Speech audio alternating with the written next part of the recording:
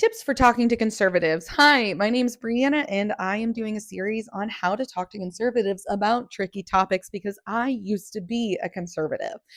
Today, I'm going to talk about the living wage and or minimum wage. And it's my opinion that if you are working full-time hours, that you should have enough money to have an apartment, to have reasonable transportation or public transportation, and that you should be able to get basic foods, get your basic food needs met.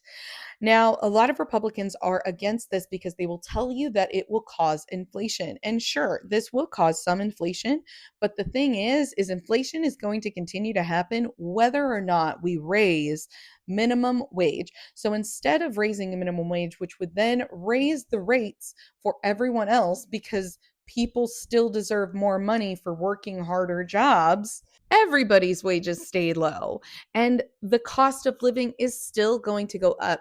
So saying that inflation is the reason why we can't raise minimum wage is a bad argument because inflation happens whether you raise minimum wage or not. Indiana hasn't raised minimum wage since 2008. We still experience inflation. I think the part that a lot of conservatives miss is that if we raise minimum wage, that means that their wages are going up. Raising the minimum amount that someone has to be paid to do a job will raise the pay of other jobs because, again, we still value someone's ability, like myself, to give your child speech therapy. If you are making more money, that means that more people can afford my services.